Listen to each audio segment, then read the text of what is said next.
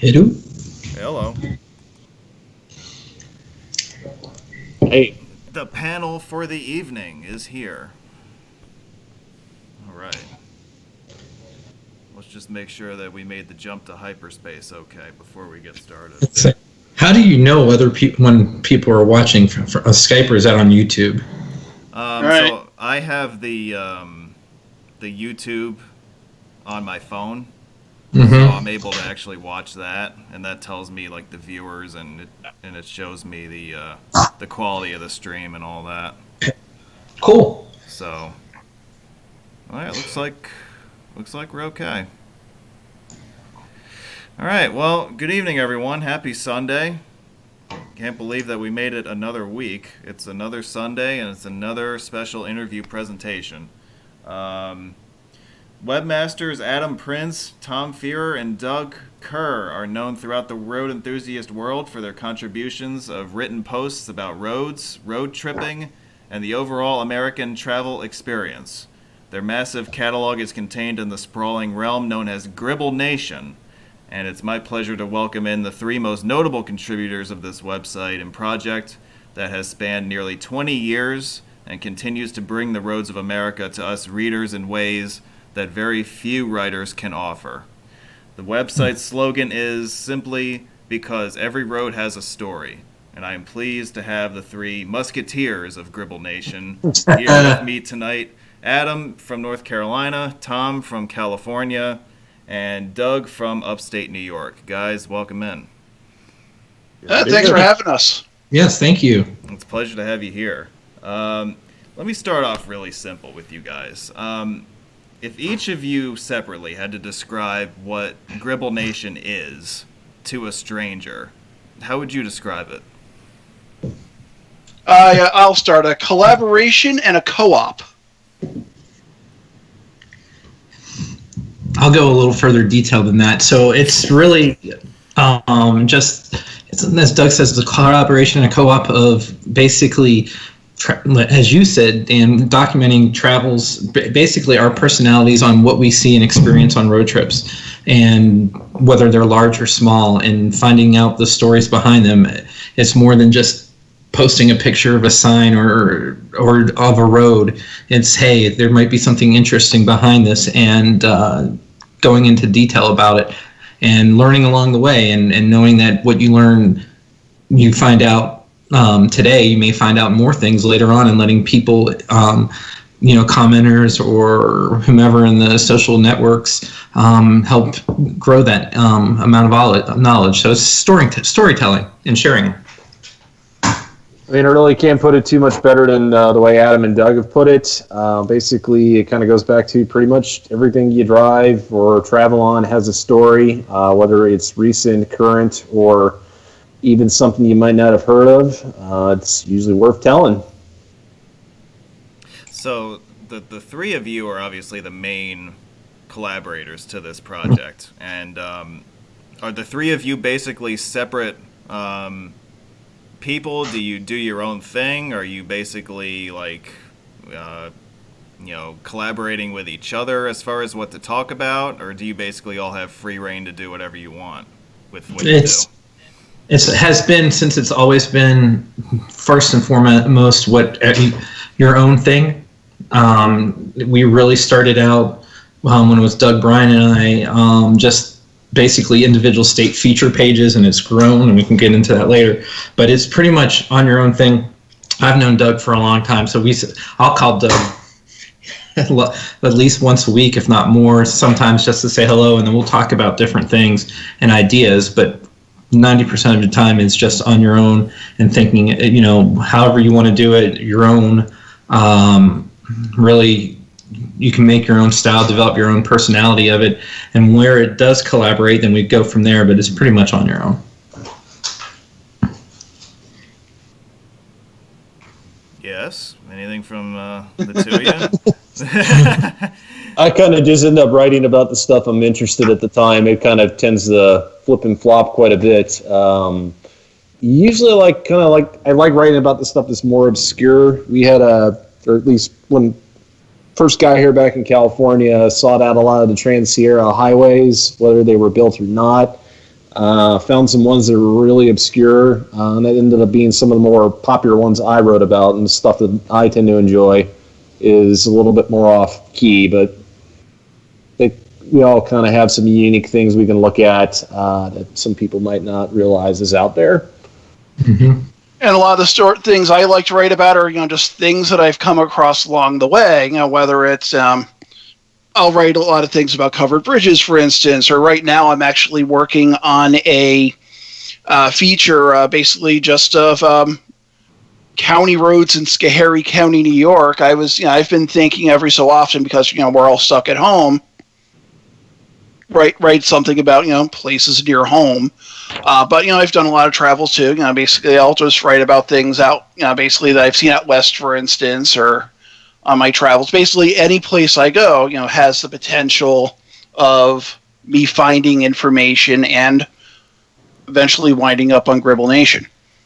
Because the three of you are from different parts of the country, so in a way the three of you have your own little domains where you are considered, experts in your field, if you will.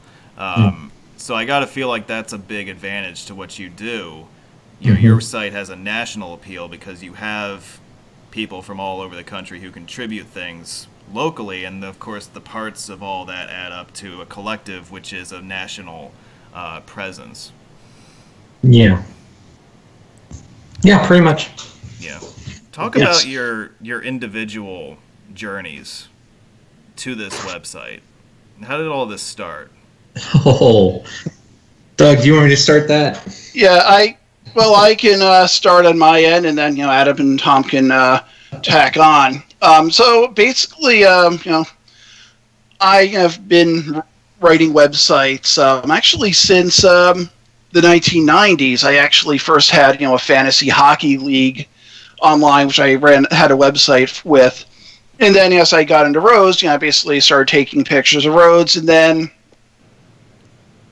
it came to the point where some websites, basically you had free websites. What Zoom was one, Gribble Nation, GeoCities was another one, and then after a while we figured out it was best to put our efforts together on a website, so we'd have a little bit more room to grow and work on the things that we wanted to work with.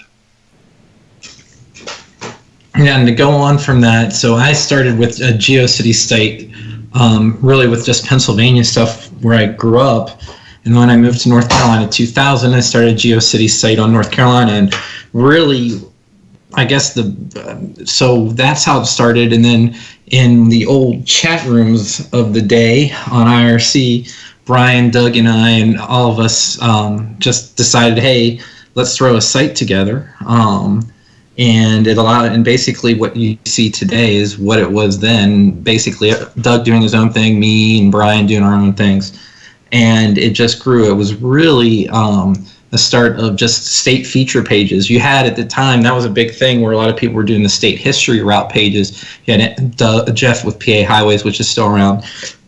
Excuse me, it's Stafora with NC Roads, and which Mike Roberson brought up, and you had a lot of people that had different state highway pages. And so we really grew in as state features, some a bit of history and different things. State ends, we started in Gribble Nation, and as that grew too big, we started the old State Ends website, and that kind of followed the same idea of Gribble Nation, as whoever wants in can do that. So we really were busy for what, up to about 2009 or so, maybe 2011. The joke is the flea market Montgomery trip, which we can talk about later, was peak Gribble Nation. But FMM. But and that was what, February 2009. But as time, I got married and kids, and work got more involved.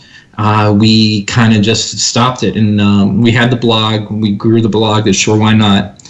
And basically that was what we were doing. And then obviously as Doug and I got busy, and Bob and Bob Mullum and myself and Brian all got busy, it was less and less. We took down the Gribble Nation sites. In fact, gribblnation.net, Doug started because at the time you didn't have enough room on the websites. You had space restrictions.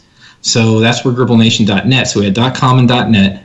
We used to, back then also, AA Roads had, we used to joke that it would be Interstate 40 exit 22 North Carolina.com, because they had all the different, because you had so many different, you had space restrictions. So they had a lot of different websites like Southeast Roads or whatever it was that they had at the time.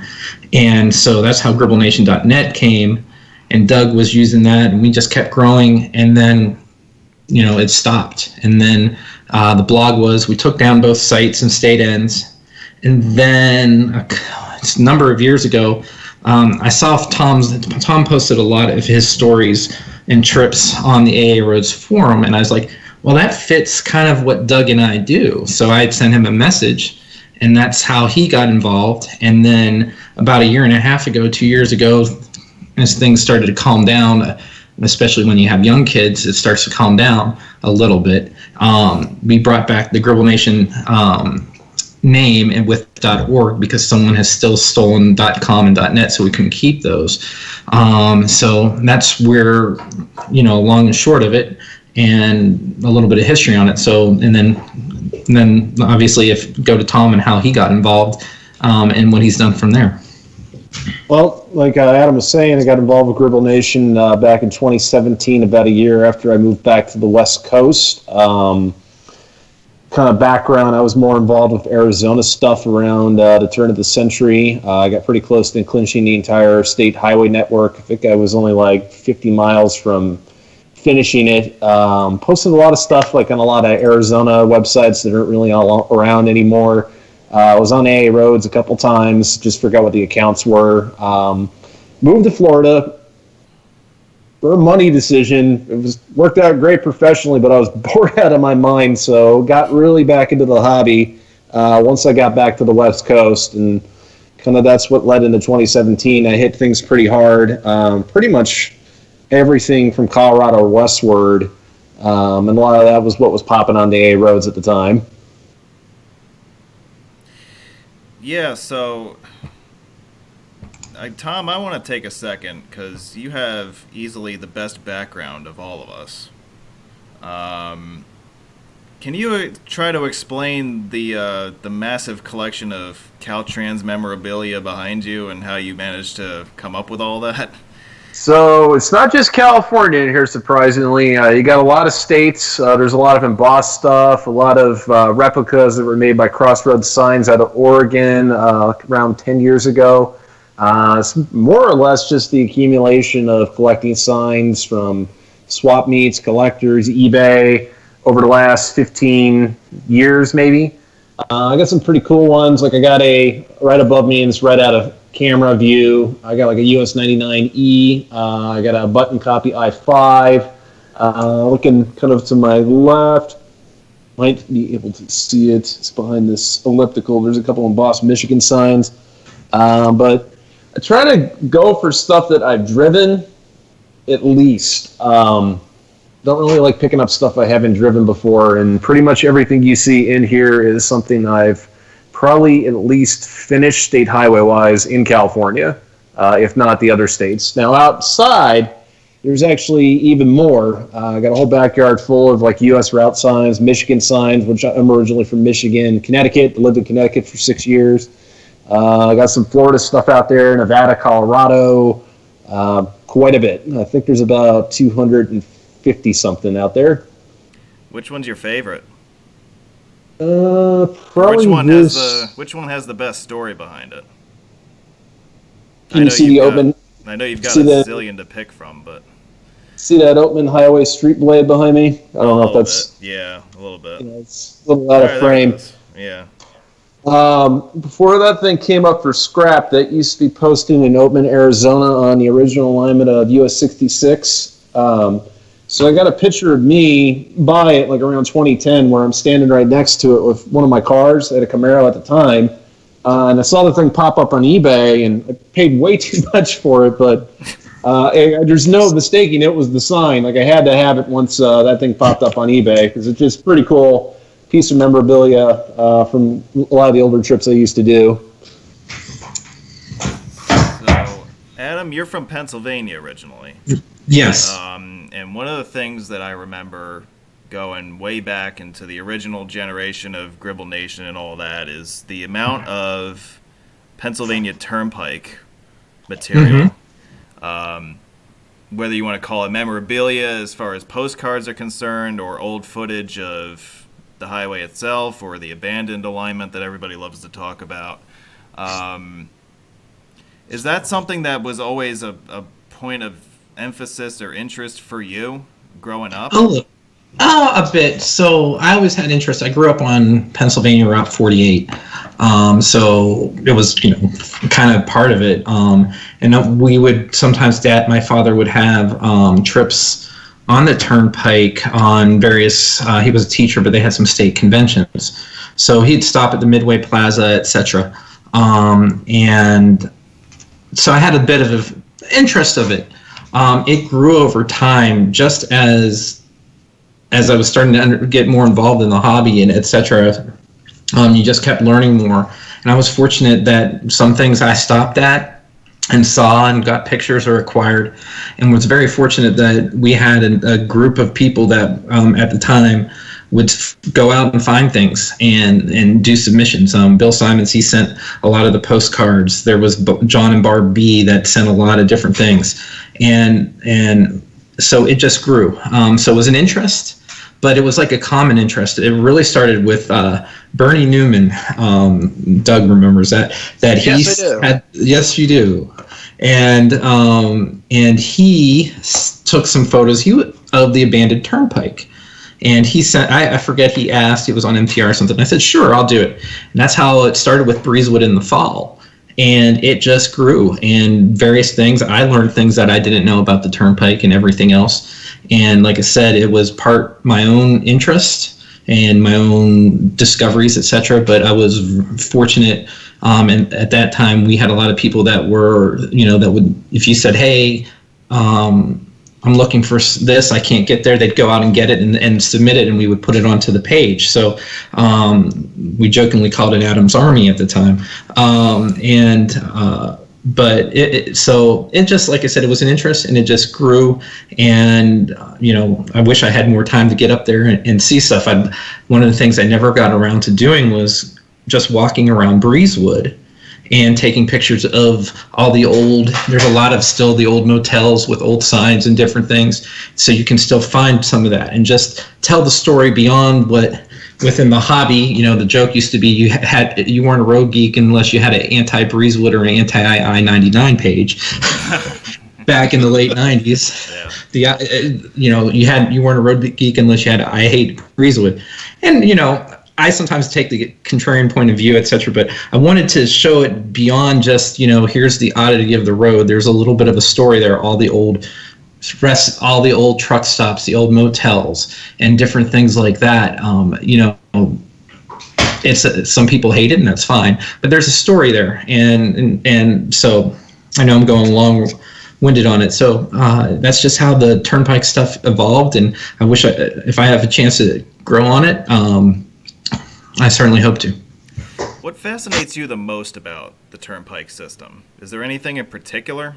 Because everybody, I think, romanticizes about the abandoned alignment, the abandoned tunnels, the phenomenon that is Breezewood. We always hear about that stuff, but I wonder if there's other stuff out there as well. There's unique things. It's the old St. John's the Baptist Church.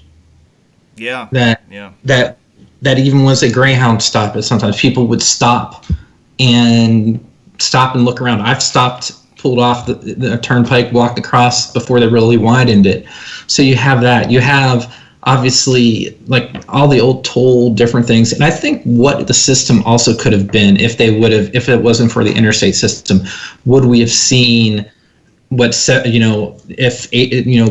would it look like if it followed 81 north, or what they were going to build, which became I-90 in Erie.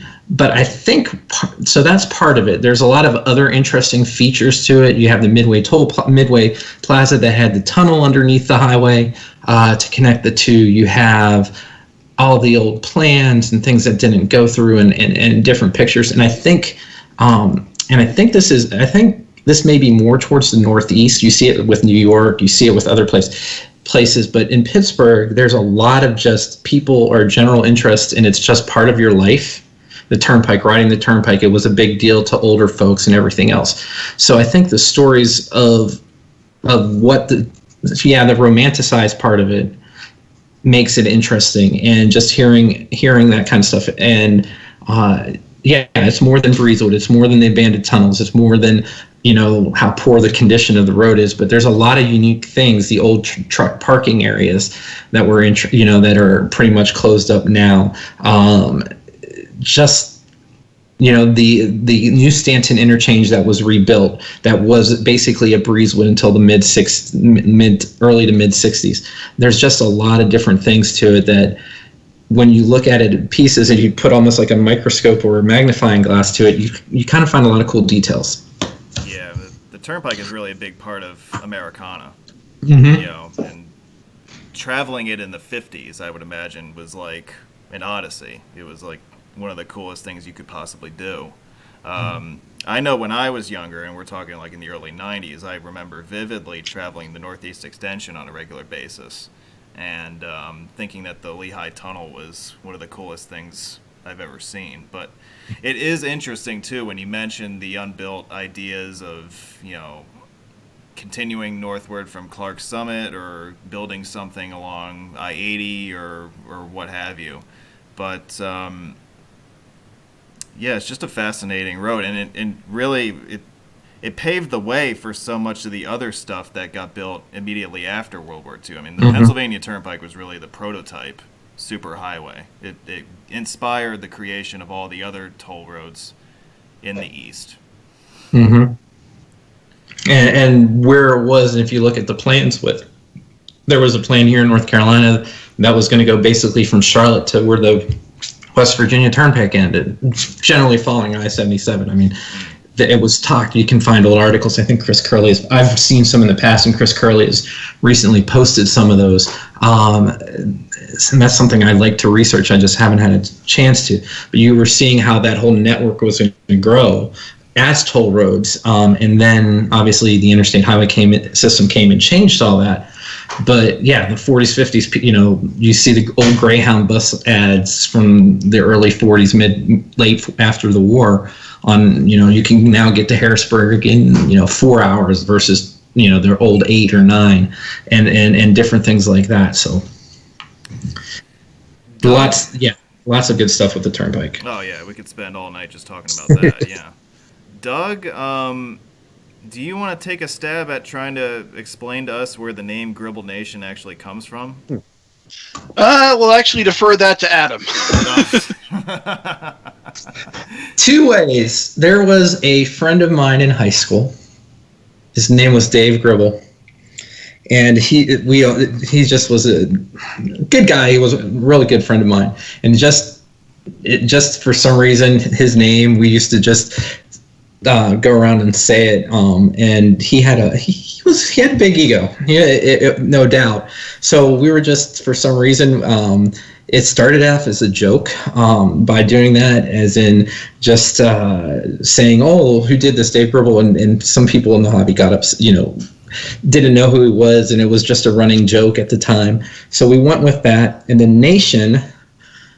If we did this back, we were, in our early 20s then, we would have not done the name. But the Nation was, a lot of sites were just starting. I think AA Roads had just started a couple months before us. We started mid to late 2000, maybe early 2001, I don't remember. And I think AA Roads started in 99 or 2000. And they were really growing. It was like, well, they should rename it AA Nation, was a little bit of a joke or an idea. And that's how we got Gribble Nation. It was just an inside joke of a friend of mine from high school, and then just adding something to it. And we went with that. Sounded more funny at the time. But it stuck, and I still like it. Yes. That's actually the first time I've heard the story. Yeah. And the cool thing is, we have the Facebook page, and I look, and there's people whose last name is Gribble, and they actually follow the site and like the post. I don't know if it's all related, or if it's just people who said, "Oh, cool, there's a website that has my last name on it. I'll follow this." Yeah, I mean, and people from my high school follow it, and they're in on the joke and everything else. So there's a couple of people that I went to high school with that actually have helped with the site, with pictures or different things like that. A buddy of mine, Joe Babiak, he lives here in North Carolina now, but I've had a number of folks that I went to high school with that follow it, or follow like some of the like Pennsylvania roads or Northeast roads. As a result, I mean, they're fringe. It's more general interest, but that's how it came about. It's silly. If we would have done it again 20 years more the wiser, it would not have that name, but it kind of stuck as a result. Well, it's memorable. You know, yeah. It's easier to remember than your generic somethingroads.com or whatever. Yeah, it is. It would. I think we probably would have done at the time. Probably what I forget. I guess it's David Golub. I don't know him personally at all, but the East Coast roads. We probably would have done that because we were so East Coast centric at the time. Who knows what it is? But you know, it is a fun name. You can't forget it. And you know, some people will go that. We've had people would ask in the past, who is Dave Gribble and what is he, and things like that. So if there's one thing about us, especially Doug and I, and it goes on to Steve Alpert and everybody else, is we try to have fun and show the fun of the hobby side. And so the name, you know, doesn't make sense, has a weird story, it was kind of immature, but it's who we are, and we just share our personalities with it. Now, I know that Doug and Adam were instrumental in the early phases of what became known as the road meet phenomenon. Yes. And yes. I think, is it true, Adam, that you helped organize what is considered to be the first one, like many years ago? January, February 1999. Jeff Kitsko, myself, some other guy, I can't remember his name. I think I think it was Chris Cuomo was his name, not the one you see on TV. I can't remember his name. I'll have to look it up. I can't remember. And Bruce Critabaugh, who was probably in the early days of the hobby, he ran PittsburghBridges.com, and he was good at digging information and different things. But we met at a Lincoln Highway Association. Just four of us met for lunch and just went somewhere else. And did that. It was talked a bit in MTR at the time, and I mean, I was 20, 21, and I look back at the posts. Boy, I thought I had spelling errors. Now I had a whole lot then, but and just we had a lot of interest in Pittsburgh at the time. There was a lot of local people in MTR, and we just started to get together. We had another one in the fall of '99, and then it went from there. And then we started having them regularly in North Carolina. And then obviously Jeff took that off in Pennsylvania after I moved in January of 2000. But right. We started. I think some groups people had informal ones, but this was the first one where we're like, hey, whoever wants to come, show up. And we've had it before. And so and you know, Doug and I have had conversations on the phone on how you had different eras of road meets over time. The early ones were small. You kind of did very localized. Like in Pittsburgh, we would do a different area of the town every year or so. We didn't try to do the whole city. And then you had a lull, and now you have these big meets. And I haven't been to one in 7 years or so. You have these big meets where they're trying to see the whole city in a day. So back then it was very small and localized, and it's just grown. But yeah, January, February '99, and I know Jeff. I've known Jeff from this since then, and he was in my wedding, and I still talk to him regularly and everything else. So yeah. And then when you go into New York, what happens? We had a small gathering in Rochester's November of 2000, but our first real meet was in Utica in October of 2001. We had lunch at a pizza place, and apparently someone called the Oneida County Sheriff on us. Oh, no. But it was that time was 7 people. You know, we saw some of the construction that was happening on the Utica-Rome Expressway, which is New York Route 49 at the time, and so that's what we did. But basically over the years it expanded. We would go to places like Elmira, Albany. Eventually, I brought things over to New England as well. And then Brian started it. Brian LeBlanc started in North Carolina. Right after I moved, he had one in Raleigh when 540 started. And then we just took it from there. And we had it at the time, for a while, we had a rotation of Charlotte, Greensboro, and Raleigh because of the loop construction there. And we would just say, all right, what's the new updates of it? And we had that rotation going for a good 5 to 6 years. Are you surprised at how much the road meet has grown from where it started with you guys? I mean, obviously, as you said, it was more of like a micro scale kind of thing. It was just a few people in a small area. I'm surprised, but you it's- know what really took things off with road meets? The AA Roads Forum. Yes. 'Cause that time before, basically, like 8 people to meet was probably a big number. Then after AA Roads Forum went online, I'd agree. discover things. Yeah, basically, it really Some took off. We had some large meets before that. I remember the 04 meet in Raleigh, Doug. We had It was 18. We had 18, the coleslaw meet, as we like to call it. Oh yes. That's another story. I bet there's Brian- going to be a story behind that. Yes, there's a couple stories on that meet. We had the Lou Crosaro 5 to 10 minute introduction. It was his first road meet, and I think he was kind of excited. And he went on for. We always would introduce each other, and most people talk for 30 seconds. Lou went for a while, but Doug, what's his face? Brian LeBlanc, who when we bought our first house in Raleigh, we lived in this. My family lived in the same neighborhood as him, so we've been friends. We were on the same kickball team and everything, so you can see how that goes. But Brian hated coleslaw, and this story goes well back to a Pittsburgh meet in December of 2000. And he's from Cleveland originally. I'm from Pittsburgh, and as you all know, Pittsburgh and Cleveland, they're rivals. So it started at a meet, I think it was December 2000. My 2001 was it was Jeff, myself, I think Dave Gallo was there, and Brian. And he came down from visiting his relatives in Cleveland. And we were at Permanis Brothers, and anyone who's been to Permanis know that they like to put the coleslaw on the sandwich. Yes, they do. And so at the suburban locations, you can get them without. If you go to the one in the Strip District, you can't. They'll kick you out. So Brian wanted to order. He was going back and forth, and he finally decided he was going to order a Permanis Brothers sandwich with no coleslaw. And the waitress started giving him a hard time. And I said, "Ma'am, you got to excuse him. He's from Cleveland." And he gave this what was known as the constipated face. And so he had ordered something else. So that's how it started. So we were at the meet, and this is just kind of how we are. And you know this from, Steve and everything and like that. But Brian was sitting here, and I think Adam Froehlich was down. I think he was at the meet. Jeff was I actually drove down from New You York. were down at this meet too. Yes, that's true. And ordered, and I go to the waiter. I said, "Hey, can you get this guy a side of coleslaw for his meal?" So the waiter walks up and puts it right in his face. And Brian's like, and his wife would become his wife was there, Laura, and she was giving him a hard time about it too.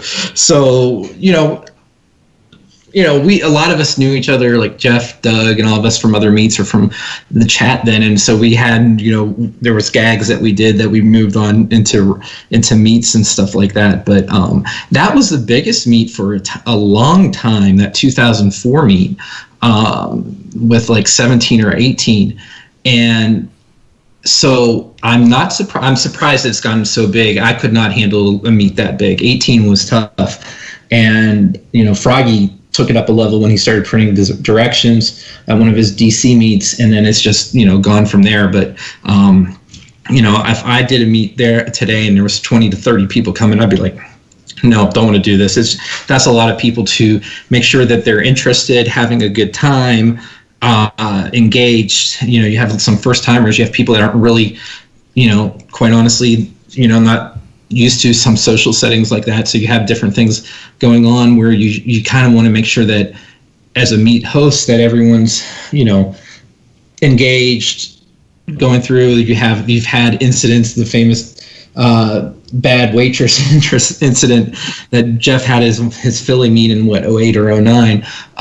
But you have a lot of that, and then when you have a large group, you got to make sure people are together and losing people and things like that. So I'm not surprised, but I think sometimes they're a little. It scares. I don't want to say scares me. I would not want to put one together now, knowing that you can have a meet and like half the hobby shows up. Yeah, I might show up. I've heard. Steve has told me stories about you, so I'm. Oh boy, well, I'm sure he has. Yep, the secret's out.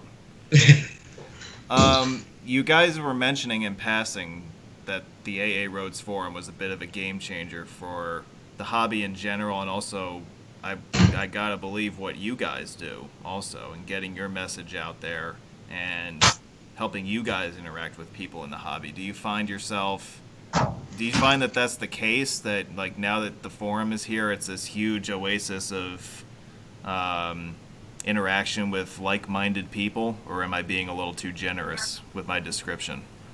I'll let Tom. You can answer that because you're on it most. I'm hardly on it anymore. I think that's pretty spot on. That's pretty much the place to go if you just want to have regular conversations about roads in general. I really can't think of another site that would even be close in that scale. Maybe some of the Facebook sites are starting to kind of get there, but they're definitely not to that degree of mainstream people in the road hobby. Yeah, and then in my case, I find actually the Facebook groups, and we have an Instagram page too, and that's a great way of getting basically our message across. Yeah, I'm mixed. I'd say Facebook. I think in discussing and having a organized conversation, the forum works much better. It's MTR without the issues that MTR has, and you can go back and find and keep it could be a 3-year-old topic, but bring it back up. Yep. I think, to Doug's point, that Facebook, and we've had this discussion too, Doug, a number of times, has brought on where you're getting a lot more general interest people, where it's not just people it's not really maybe people that are just interested in highways, science, or whatever it is. You're getting a lot more people that are interested in the general interest, the stories about maybe a town, maybe a highway, and different things. So I think Facebook, at least for Gribble Nation, is probably more and has gotten us a bigger audience. I think when it comes to roads specifically and just having discussions and things like that, I think the AA Roads Forum was a big help, and obviously to get people in meets, the forum is, like Doug said, the main reason. Tom, you've bounced around quite a bit around the country, as you said in the open. Yes. You've lived in a bunch of different places, from what I gather. Yes.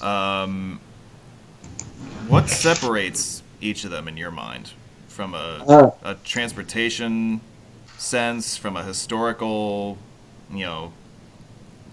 documentation sense? Is there something that you find that's similar between all those places, or do you treat them all differently?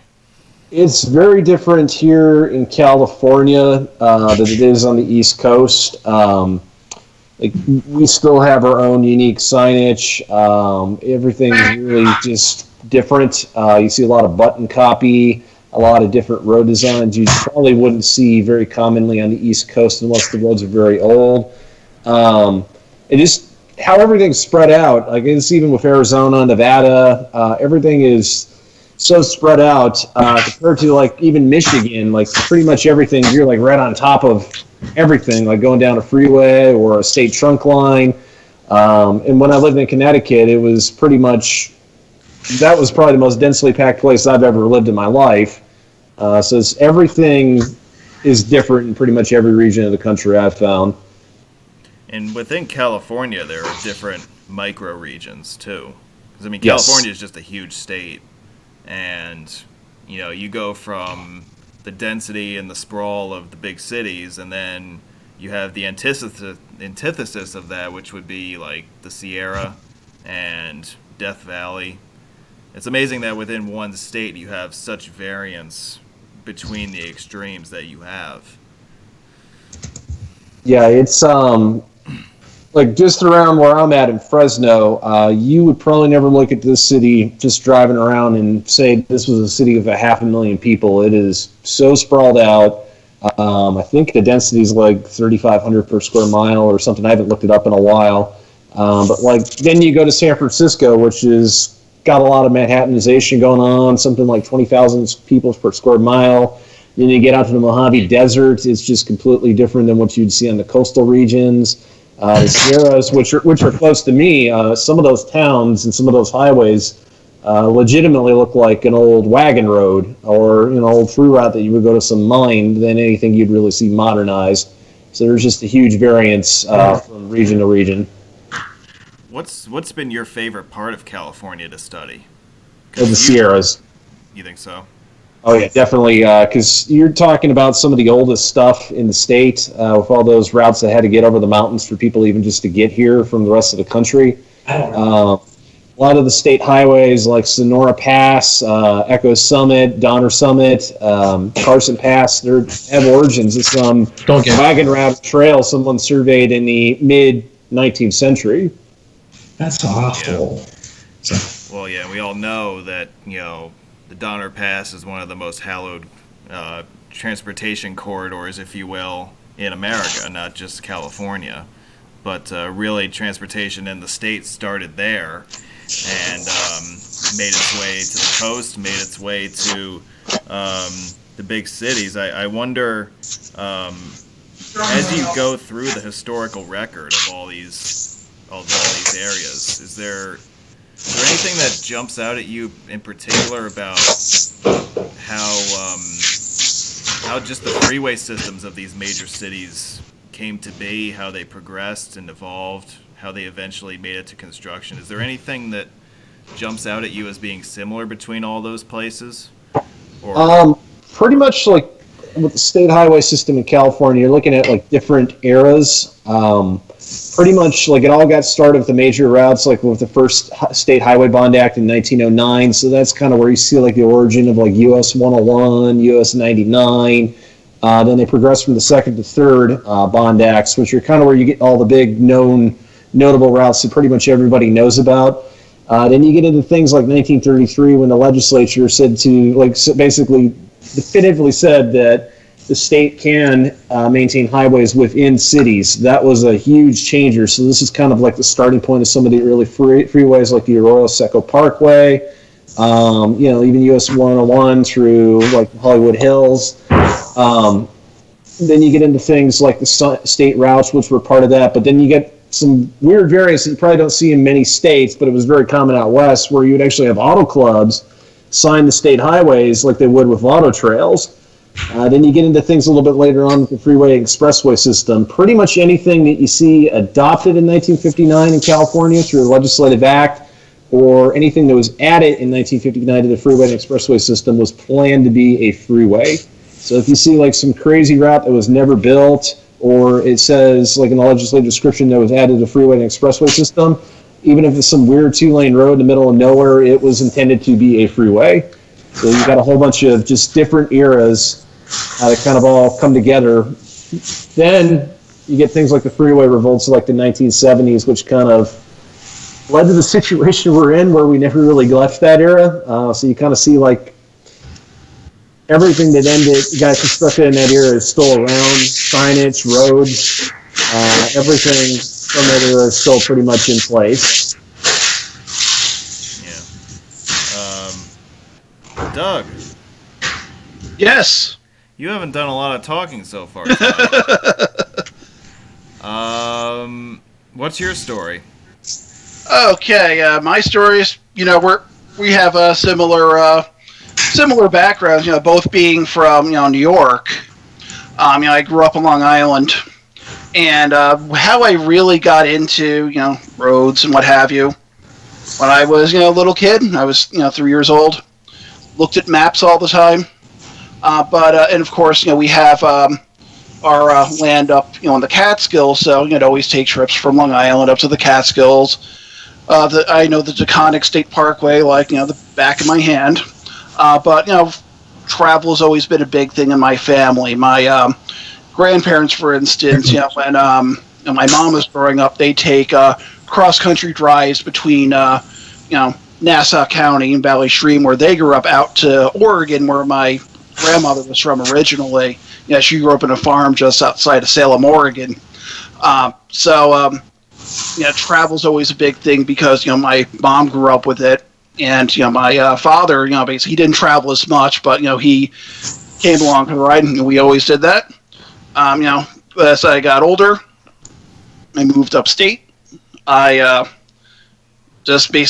always wanted to see all the different places that I had seen on the maps that I couldn't get to. So at this point, I've traveled every, state highway, New York, Vermont, Massachusetts, New Hampshire.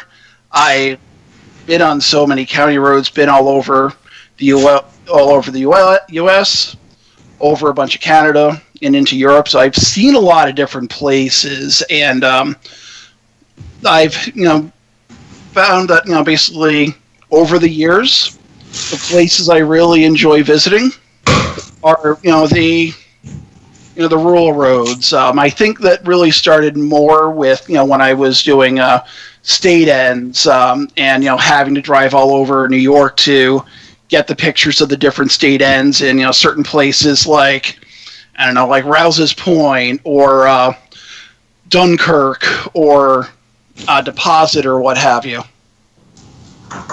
Yeah, so talk a little bit about the state end stuff. Like that was I think one of the first sites that I discovered that you had a hand in.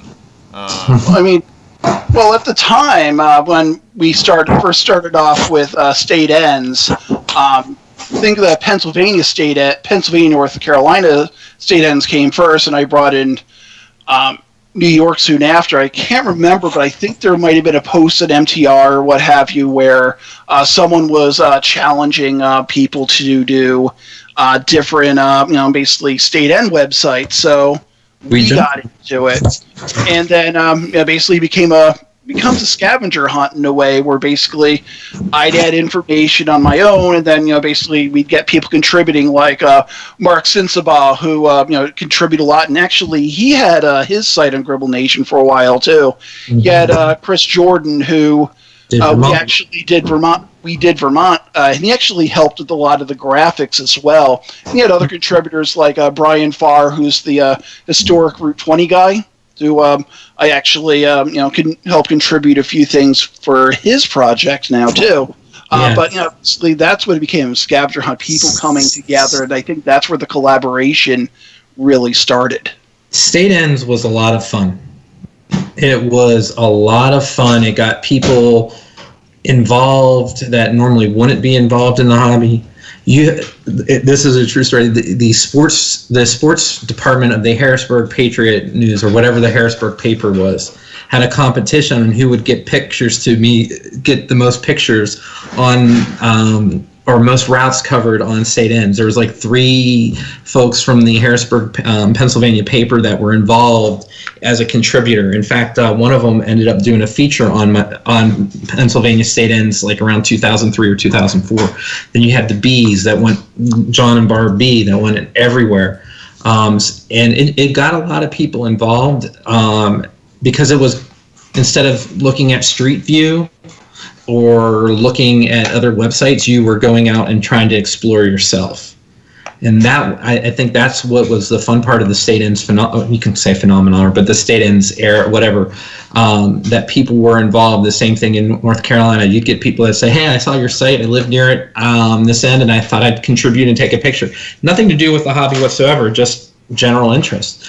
And it was great. And the Pennsylvania ends, when that was complete, it was like, hey, wow, I think I posted about it a long time ago, just on the contributions and the collaboration, and it was like a big project. In fact, Doug, wasn't there a guy that actually kept track of the missing ends? Yes, there was. I remember there was a website where a guy kept track. I think it was missing Pennsylvania ends. I can't remember the guy's name, but I remember that site. Yes, it was Dennis Malvern. He kept track of the missing ends that were not on the site. He had his own website keeping track of the missing ends. it's silly, but to Doug's point, and you were asking with it, it was just a lot of fun. We did, I had West Virginia, Pennsylvania, and North Carolina. We had different things. We could have grown it as it was, but it was just, it's time consuming. It started to get time consuming, and Yes. we aren't people that are going in and learning, WordPress or whatever it is. I was using a GeoCities, which what you see is what you get page maker to make the site. And I also had a state ends page for Connecticut, and I actually I had a article where I was actually brought up to Hartford, and basically there's a guy who was interviewing a few people who were involved with things in Connecticut, where he brought me around then. I also got interviewed for the New York ends. We also did something with Massachusetts, and then there's a few other people who contributed, like Michigan, for instance. Dan had Michigan, and a few other things. And I think we even got picked up by an AP story. We were featured as in a website or something like that on the Associated Press on travel. But, it was a lot of fun. Sometimes I think aloud, could I restart one for Pennsylvania on a blog type thing? North Carolina I gave to Mike Roberson, so I wouldn't start that up while he has it. But there's part of me that goes, because on the site, I still get people today asking, whatever happened to state ends? I'll get an email or two a year asking about it. It's just, we weren't updating it. It ran its course, and, move on. And maybe some people watching this or something like that will kickstart it on their own, because, 20 years ago is a long time. Yeah, it's a long time ago. It's a lot of work. Yeah, it was. How many hours did you put into, the research and the driving around and the pictures and all that other stuff? And what do you think was so captivating about that? Because, as you said, there were people from outside the hobby who were saying, hey, I want to contribute to this. Like, there must have been something about it that appealed to not just road people, but also people at large. What I think is basically it's, the people at large, basically, there might be something, from their town, for instance. They may have seen, basically, this route ends in my town. It's not on this site. Let me send a picture of this to these guys, because, this is this is something like I can contribute. So there's people who, basically, they saw it, as I mentioned before, like a scavenger hunt. Yes. Or, And I think also to further that from what Doug said, is you might always travel on a certain road, you may live on a certain road, but you don't know where it ends. And it got some people saying, oh wow, if I can stay on State Highway 45, it's going to end here, and things like that. So I think there was a little bit of that curiosity. And I don't know, and I think to Doug's point, it became a game, and I'm a little bit competitive and stuff like that. So I shouldn't say a little, I'm a bit competitive, but I think some people made a game out of it. So hey, if it works, it works. I want to get back into your site in general. One of my favorite posters when I was a kid was there's a cruise ship line. And their slogan was, getting there is half the fun. And I feel like that really reverberates with what you guys are doing, where it's not just writing about the destination, writing about the point of origin. The journey from point A to point B is a major thing that is worth talking about by itself, subtracted from the point A and point B stuff. But I wonder if that speaks more to your general thought on American travel, as in, obviously it takes on the personality of your interest, right? Mm-hmm. And I think you're exactly right. Going long distance trips or short distance and making anything else, I think currently, because I don't travel as much, but I think Tom shows that the most right now from his trips, especially in California, and the response where it is, in my case, sometimes it's like, I've never been down that road, I want to see what's down it, or this has always interested me, let me find out. And then what I share with when we go as a family trip, when you have two kids, is I found that, we ended up stopping at a lot of different children's museums, and has allowed us to explore some towns we've never done, or yeah, especially as my wife just said, we don't fly, and different things like that. You might see Maggie jump in. There she is. But I think, and that's the sharing it.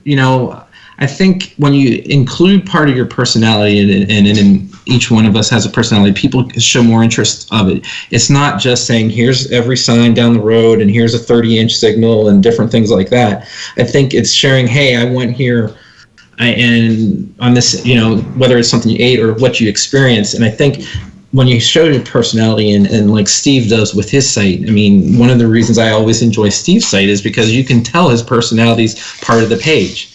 And there's a place for very strict or more encyclopedia type of things, and we have some of that, and had some of that in the past, etc.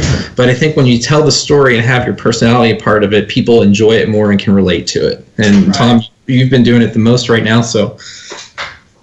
Yeah, for me, I've always liked driving and seeing different things. And I often find out a lot about places like after I visited them, or realize something after I get home. Like I just saw something like that was incredibly important and notable that really probably not a lot of people know about. There's a lot of just like little tiny roads and stuff like that back, like even east of me, that were like old highway alignments. We're part of a log flume. We're part of like some sort of haul road to build like a dam. There's just so many of those things, and that's really what interests me, is seeing something new, as opposed to like driving the same route over and over and over again. I want to see something different and find out why is it there, what's on it. Yeah, and even at my end, what I think is the journey, because more basically half the fun is getting there, because basically even if you drive through a place so many times, there might be something that you see that you may have not have noticed before. Or let's say if you go somewhere, basically you learn about the places that you're going to, not just saying, oh, we're going such and such a place, but basically you really start to take the time and appreciate some of the places that you drive through, not just the places you're going to. Yeah. Doug, You're a native New Yorker. What surprises you the most to this day about the state you call home? This New York is a much bigger state than what you'd imagine. Like a lot of people, like they hear New York, they think of New York City, but there's so much more. Basically, the Adirondacks, for instance, are beautiful. The Finger Lakes, there's so much there. Even if you're driving through smaller cities, like Albany or Rochester, there's a lot to. There's just a lot to see, take in. There's so much history. There's so much variation and so much variety in the Empire State. Yeah, everybody tends to think that New York is synonymous with New York City, but you're right. Like you go an hour and a half north and you feel like you're in a completely different state altogether. Right. And when I travel to other states or even other countries, and they're like, oh, where are you from? Like, well, New York, but I'll always include like upstate New York. I'm not near the city. Yeah.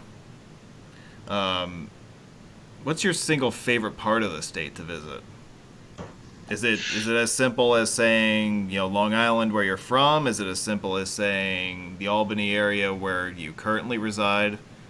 Is there a part of New York that you find yourself continuing to go back to in your travels? The central New York. The rolling hills, basically, I've mentioned before that we would take trips up to the Catskills. And from there, basically it's not where our cabin is. It's not that far from Cooperstown. So you get more of the rolling hills, the scenic countryside, taking those back roads. That's one place I keep on going back to. Another place I really like is actually the Thousand Islands region. It's very quiet. I mean, it's and it is very pretty. Yeah, you've always struck me as being more of a country guy than a city guy. I blame my dad for that. So yeah, my dad grew up in Flushing, Queens, but he probably should have grown up in a small rural town. Of course, we'd go up to basically up to the Catskills all the time, spend weekends there. So a lot of my early memories are basically walking in the woods. Basically trying to find newts and frogs with my twin brother. We're fraternal twin brothers. And then, of course, my mom's side, I was mentioning too, my grandmother grew up on a farm in Oregon, so we'd always hear stories about, her growing up, on the farm and things like that too. So, that basically reverberates a lot with me. See, that's funny. I've known you pretty much almost always living in more of an urban area, and I know you are out in the country and hike and stuff. But when I think of Doug, I think just on the living in the city, but going out to explore the country as much. So right, that's how I see it. And I enjoy living in smaller cities because I can head out to the country. I can. Drive 15 minutes and be able to hike to a waterfall or, basically see a covered bridge or something like that. Yeah, it's so interesting. Like, I've always associated the countryside with you, but you're right. You do have this urban side to you as well. And right. The reason I'm teasing the urban stuff is one of the things that I've really gotten to know quite a bit is the freeway system around the city of Albany. Right. With my new gig, if you will. And some of the stuff on those maps is just fascinating with the freeway system that was proposed. If I bring up the words South Mall to you, I'm sure it triggers an hour-long lecture about what was planned for that area. Right. But, it's there's a fascinating history about the highway system that was planned in around Albany. The same thing with Syracuse, Rochester, Buffalo. So there's a lot to see. Yeah. A lot to learn. Yeah, and for whatever reason, Albany just is a really interesting place when you consider the size of the city and then also the size of the planned freeway network. And what was on dotted lines for many years, it doesn't feel like a city of that size should have a freeway system that large. But they were very active in drawing dotted lines on maps for a number of years. And it's really interesting when you get down to some of the development of, the Crosstown Arterial, the Empire State Plaza, which is just an amazing project in and of itself. And the Empire State Plaza, basically, that was Nelson Rockefeller's pet project. Basically, I think it was the princess from the Netherlands or something like that came to visit Albany because Albany has, a big connection with the Netherlands, considering this used to be, basically a Dutch colony. And, basically, he was driving around, parts of Albany, and he was embarrassed by what he was showing the princess. So he's like, okay, I need to make my stamp on, basically on my state, on, the city where, the state capital is. And that's, why part of, that's why we have the Empire State Plaza, but I think that's also part of why we have all these different, all the different planned freeways in and around Albany. Is there a more impressive state capitol complex in the United States, do you think? No. Definitely not Raleigh. Because I'm just going through in my mind all the ones that I've seen and the ones that I know about, and there's nothing quite like New York. Right. I've been to a lot of different state capitals. Like Oregon has a nice Capitol building and a nice little park, for instance. Or if you go to, let's say, like Boston, they have the State House that's right near Boston Common. but a lot of places, basically, it's not as impressive, as what we have in Albany. I haven't been to the Alabama State Capitol yet, in Montgomery, but Steve says it's the nicest one he's found. I'll tell you what I really liked, and I wasn't expecting to, Iowa. Yeah, I drove past the state capitol, in Iowa when I was out there last June, and Des Moines. I was impressed by downtown Des Moines. I just drove through it. I walked around. There was a sculpture park. I walked around. It was pretty nice. Yeah, that was one of those capital cities I was not expecting to enjoy as much as I did. But you're right. There's a lot of interesting stuff to see there. I know that Doug and Adam are some of the earliest members of the hobby, and you guys go all the way back to the MTR days. 98. Yeah. 97, 98 was when I first... 99 is when I first found MTR. I actually found it off of Steve Anderson's NYCRoads.com. Oh, right, because he had links to that, right? On his, yes. On his pages? Yeah. For someone like me who's relatively new, and actually, to be totally honest with you, I only joined the AA Roads Forum about a year ago. So I am very much a toddler when it comes to interacting with a lot of people on a grander scale. I mean, I've been doing BS for my own YouTube channel for many years now, but I've only really started to discover like the history of the hobby, and stuff like that, like the old websites, the old chat rooms, and all that other stuff. For someone like me who is just looking to get a feel for what it was like, can you guys walk me through what MTR was and how you would describe it? Okay, so MTR was a weird mixed and free for all in a sense. Basically, you had, I think, you had a lot of different discussion. I think the most prolific thing that I remember from the MTR years was John Lansford and his I-26 updates, and Scott Kozel. Basically, I think there was the Lansford Kozel arguments, and of course MTR. Who could forget Carl Rogers? Oh, and what he did. Not in a good way, but it certainly actually brought a lot of people together. It was early. It was a Usenet group. It was an unmoderated forum that anyone could go in. So think of it as Twitter, but more of a threaded discussion and everything else. It's basically what Twitter is now today. There was a lot of good discussions, a lot of good things. It was very hobby centric. I've had my share of battles in there. So that started to die down. The forum started really taking its place. So you had good discussions and everything, and Yahoo groups was even before the forum. Remember, yes. we had Yahoo groups, and that was like a mailing list of discussions and stuff like that. So it started to break down. It was just... It's Twitter. You know how sometimes you have the Twitter police on how you should respond to things. It wasn't too bad, but you could get yourself unfortunately caught up in it when you didn't need to. And looking back, you probably didn't have to or shouldn't have. But there was also some fun moments that we've had. Like Doug was saying with the Carl Rogers, we had a couple of good parodies ourselves of it over time.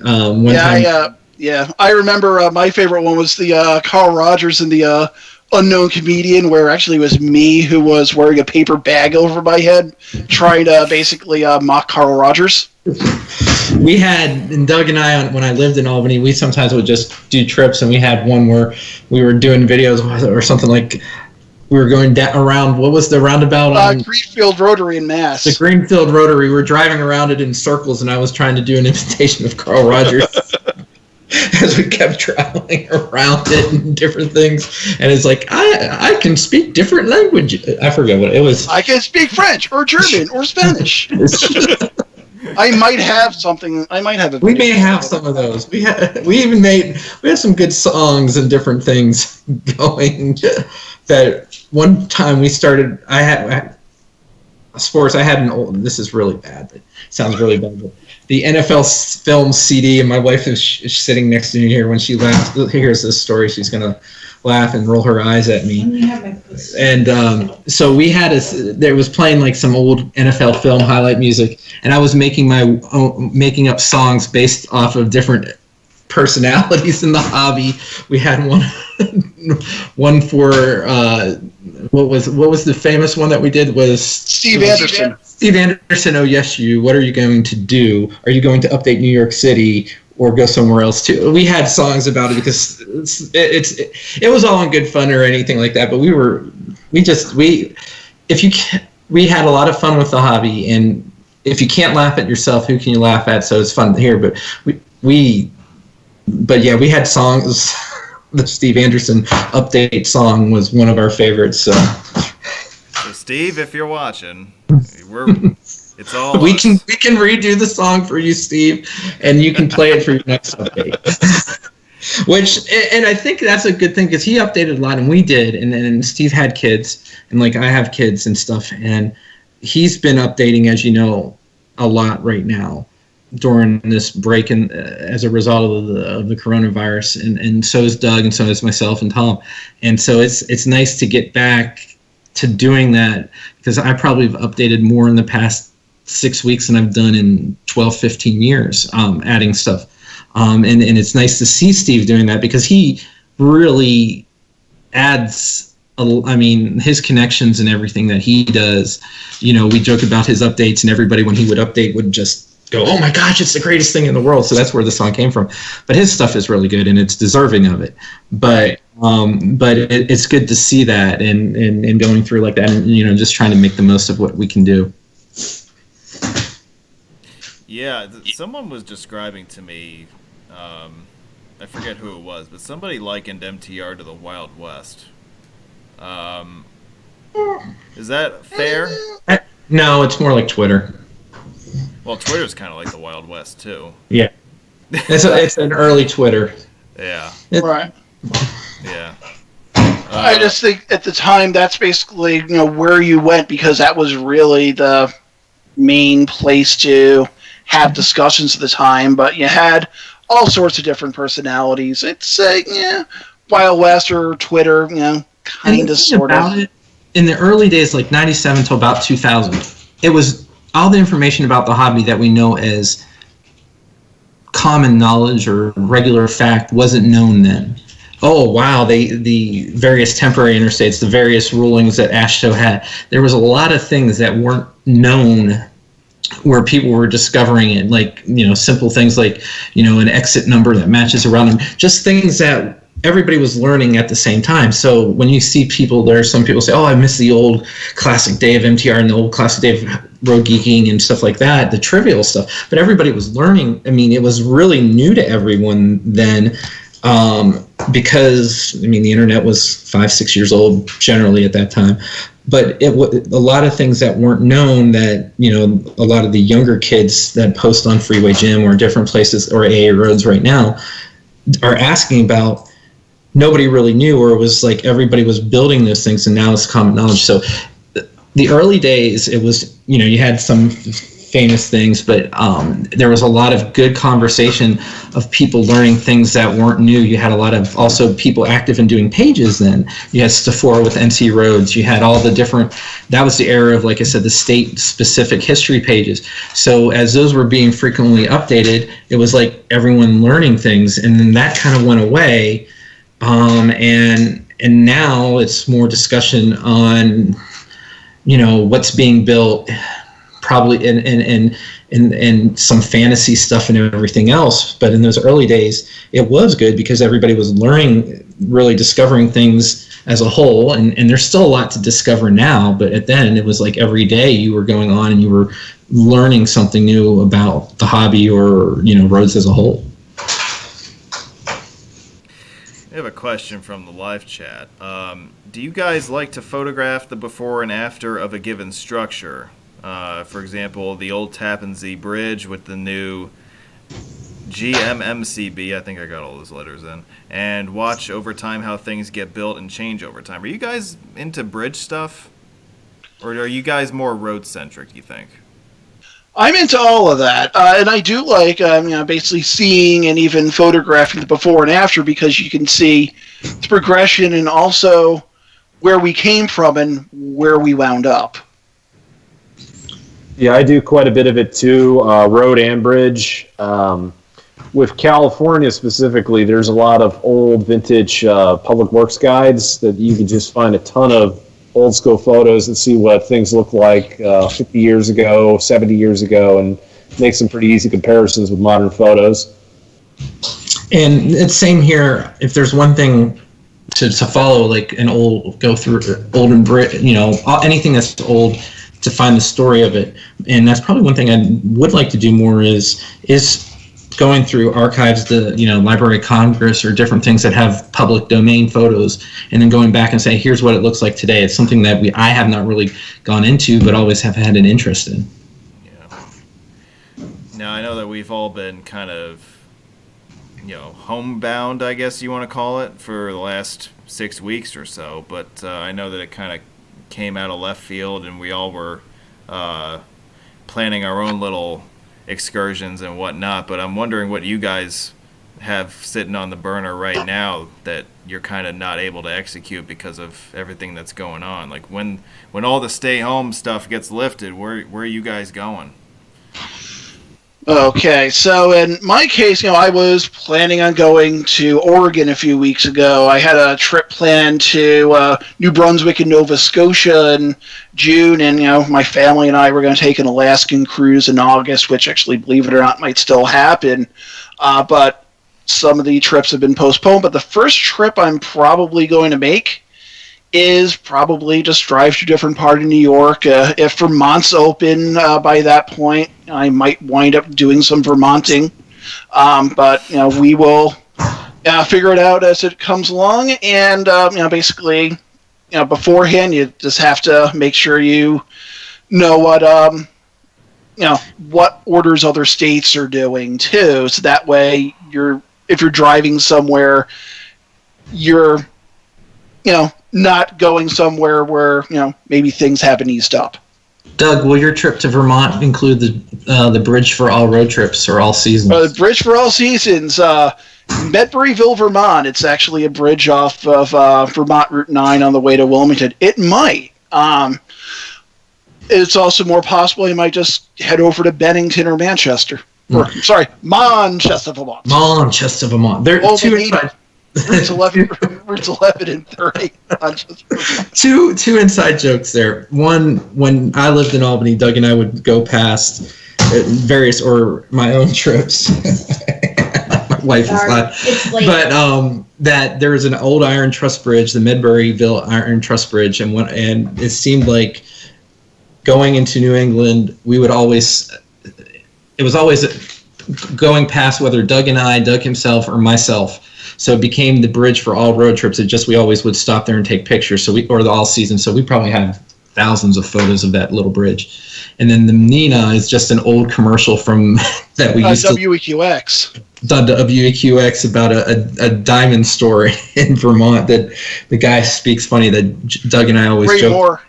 Ray Moore, and that we would joke about, and that kind of became a joke with like Billy and a lot of people that we were close friends with in the hobby. So Tom, go ahead. I'm sorry. No worries. So for me, I was actually supposed to go on a trip this weekend that would have taken me through Northern California. The big thing I was going to try to do is finish California 49, since that's the Golden Chain Highway is what they call that. So that goes through a lot of traditional mining towns. I was going to sneak up to Oregon, probably through Highway 139, pretty scenic corridor I really don't got a lot of photos of. Head through southern Oregon, Idaho to the Boise area. Then I was still up in the air whether I wanted to hit US 50 or US 6 in Nevada to get to the Eastern Sierras. So whenever I can do that one, I'll probably be doing that and more. In my case, a lot of my travel was work. I had a trip to El Paso canceled I was probably going to go to Italy and Sweden for work this year, and that's been obviously pushed off.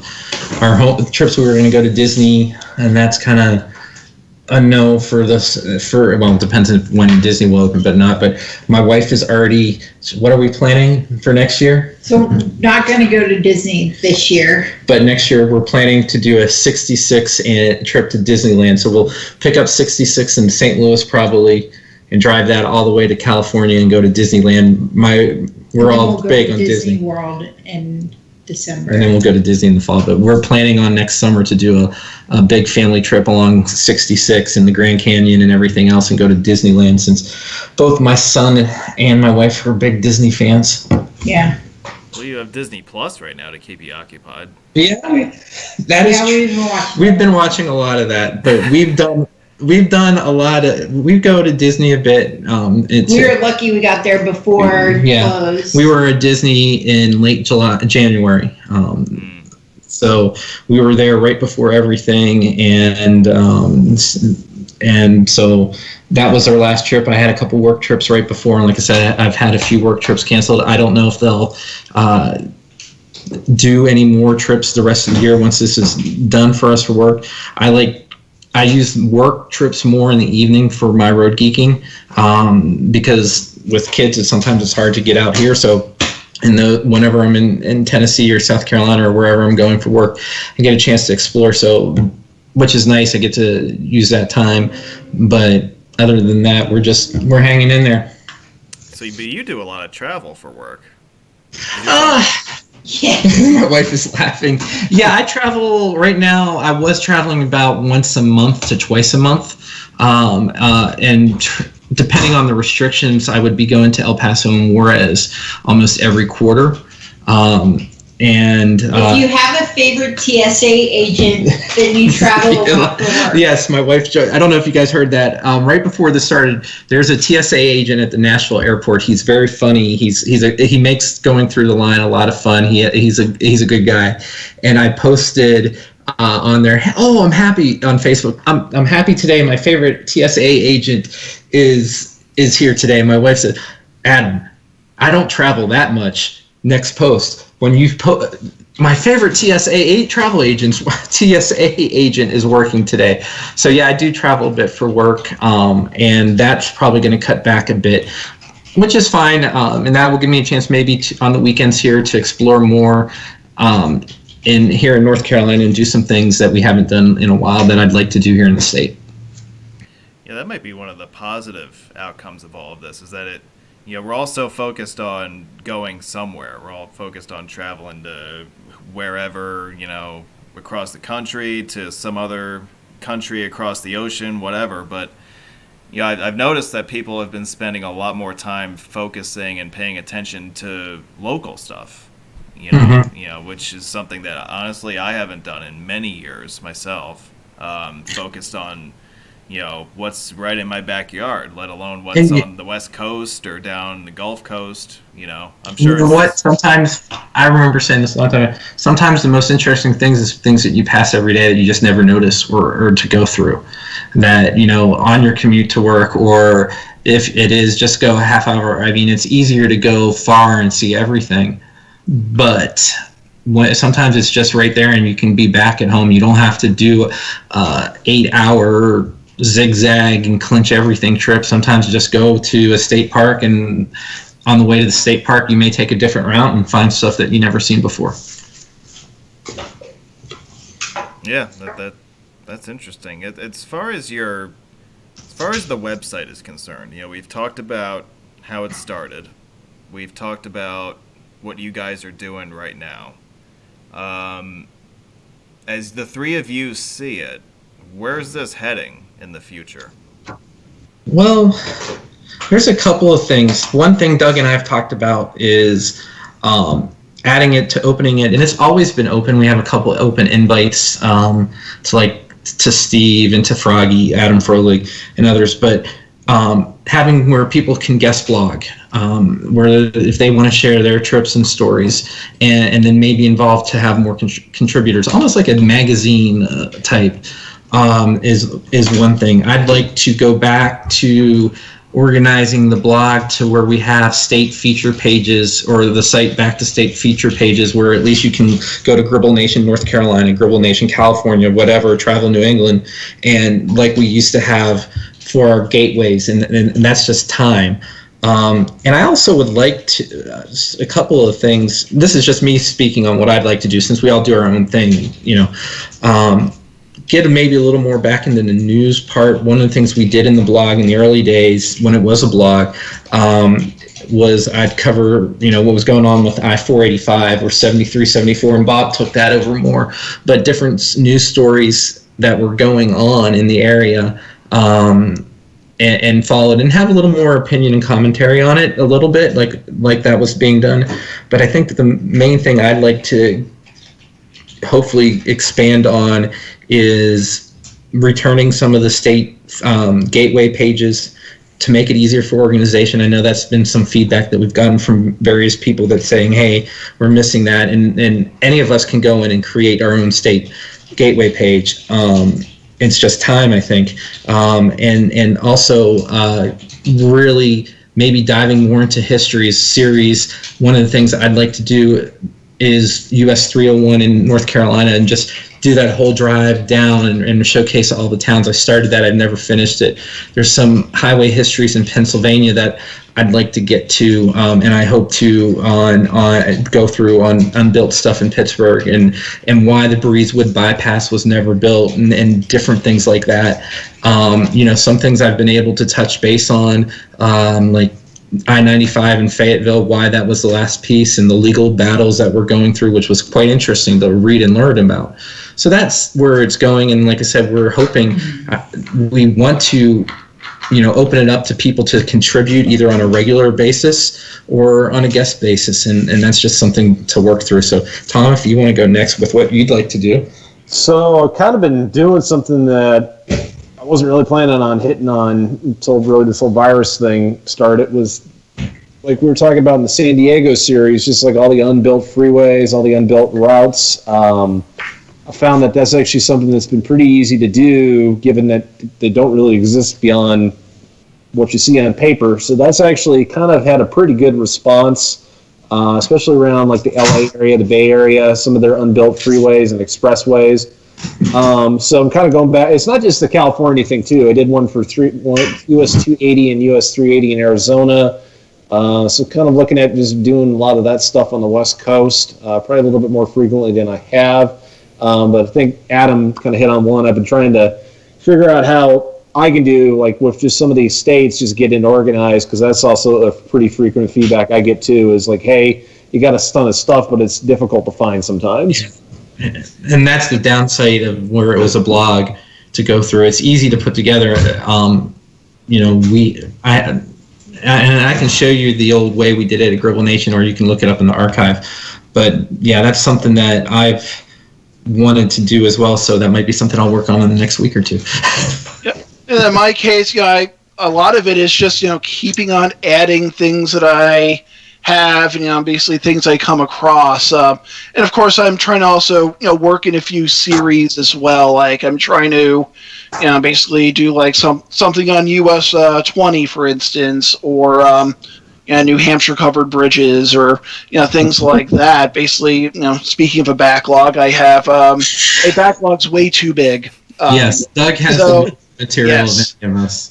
Yep, so I think the idea for me is just to, keep on hammering away, keep on telling those stories, basically whether it's a county road in Schoharie County, New York, because that's actually what I'm working on right now, or even putting my spin on something a little bit bigger, like the Taconic State Parkway, which I know that Dan and I are pretty familiar with, or, things like that. So, there's a lot of different directions, but, it's telling the stories, it's, getting the information out there. It's, that's basically just keeping on what I'm doing. If there's one person who has a backlog, it's you. Steve Albert, too. Yeah, you and Steve, and I have a small one, but if we used to do over and unders on how many photos Doug would take on a trip. We used to do that a lot. And the other thing is that, as well, is Doug and I also have some spin-off sites that grew from the original Gribble Nation. I have Quintessential Pennsylvania really started with the Keystone Town signs that we started listing, and then assisting the Keystone Marker Trust, where they're actually repairing and rebuilding, and in some cases helping towns purchase the old Keystone, new versions of the old Keystones, the cast iron Keystones. But that's almost like a state-specific feature on towns based on the impetus is the Keystone signs, but also the bridges walking through towns and different things like that. And then I also have one for North Carolina, which is Carolina Crossroads. And then Doug does one for New York. New York, which is Unlocking New York, which, unlocking is, Erie Canal. And then I've been toying with the idea of doing one for New England as well. We'll probably just use the name Travel New England. And I think the idea is, too, is, one thing I was big on when there was a website called Grantland, which did long form sports articles, and I was a real big fan of those long form articles, and that's something that I think that would work well, basically on the road end as well. Yeah, Doug, talk about the Unlocking New York series. Unlocking New York is more, destination. It's not really roads per se, but it's just, basically places you can see and explore, in New York State. Whether it's a museum or a waterfall or a hike I did, things like that. It's something I haven't really done too much lately, but it's something I would like to get a little bit more into because roads take you places. They may not. Yes, they take you to a bridge or a sign or a town, but it might take you to your destination, or it might help you. Basically, find things along the journey to that destination. Yeah, because you've spent 20, 25 years talking about the roads and how you get to destinations, and I find it interesting that now you're starting to circle back to the actual destinations and getting to that more. And I think part of it too is basically I have other interests besides roads too, and I do get some ribbing basically about my interest in waterfalls, and I think that was where that part came in, or that is more a destination based thing as opposed to a journey based thing. And I think that's also how we've evolved our site in spin-offs. I mean, it started as, I think a lot of the hobbies basically starts as a sign hobby, as Tom's background shows. I mean, it is signs. Hey, I found a cutout, whatever. And we had that. We had what you would call as a road geek staple, the sign galleries, etc. And then we just slowly over time evolved it to include, histories. Yeah, so there you go. Histories and different things like that we've involved and added over time. And, I think one thing with us is we've never really had a goal. I have, as Gribble Nation, especially in the early days when we just follow where the road takes us, for lack of a better word. And in the case, we like doing the state feature pages because I think you get an in-depth look and you kind of do more, gives it a little bit of personality, and you can share more versus, hey, I'm going down I-95 and whatever it is. It's what's off I-95, where you can see, or different things like that. So, I mean, I think it just shows how much, at least in the case of Doug and I, being for 20 years now, how that's evolved and changed.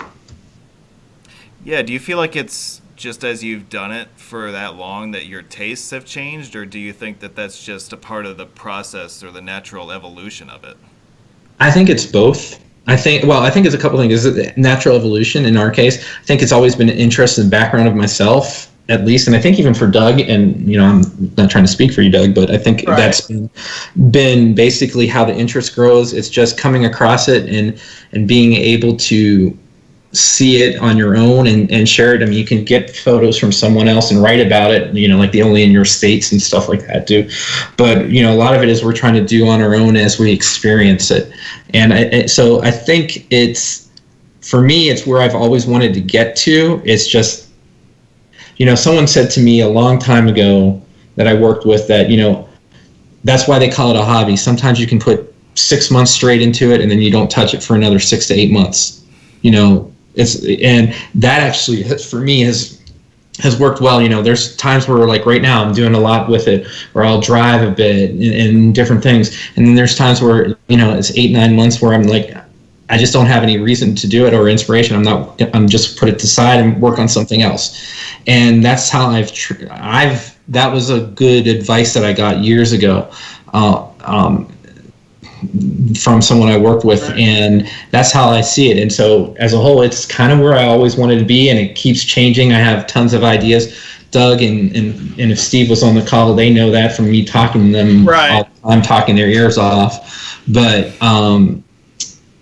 so that's where it is for me.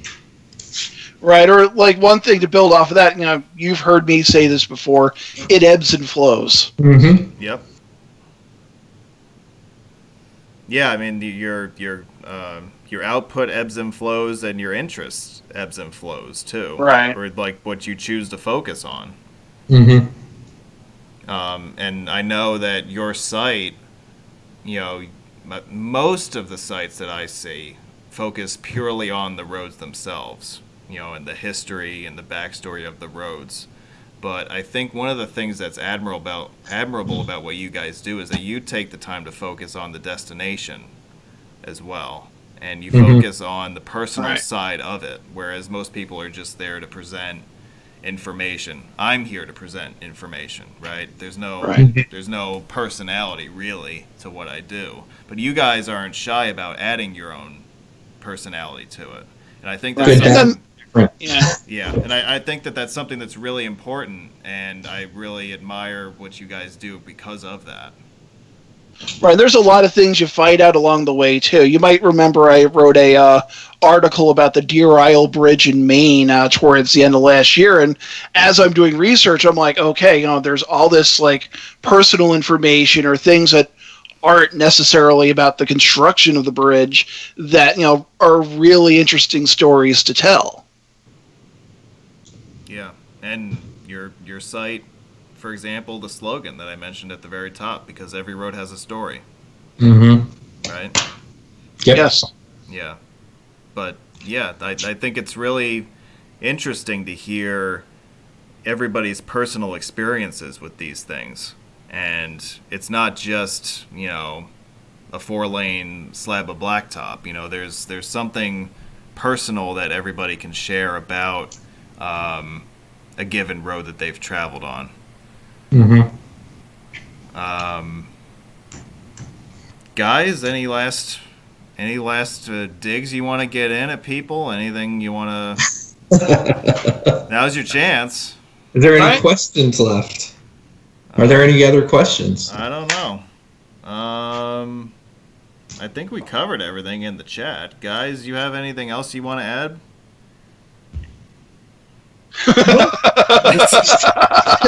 One thing, actually, I'm going to throw this out there as an idea. And Dan, you've been to meets and stuff, and I'd love to get your input on this. And I've talked to Steve and Doug about this a few times. Where for a meet, let's say, take a city, Philadelphia, Pittsburgh, stuff like that, where it's like either a scavenger hunt meet or go out and explore meet. So let's say there's 12 people. Scavenger you can say, I like the idea of that. 12 to 20 people where you have, all right, we're all going to start at this point, wherever we meet on a Saturday, whatever, and you can do it in teams, you can do it individually, however you want. And there's a point for button copy sign X, for whatever it is, and you have people go out and take the photos of it. They explore it on their own. They have a 5-hour time limit. You take the picture, and you give points based on what people find. So what do I win? Well, I don't know. We'd figure that out. Bragging You get a beer with Doug Kerr. Oh, all right. Or you get to pour a beer on Doug Kerr. I might actually want to do that. But so that's one, and other things that I talked to Steve. Or you go to Philadelphia and you say, hey, look, we have a lot of the city. We'd like to really grow our coverage of Philadelphia or anything. And you have people just go out and find what they find interesting and then write about it, with it, instead of it being, let's drive all the way and try to see a whole city in one day, which is impossible.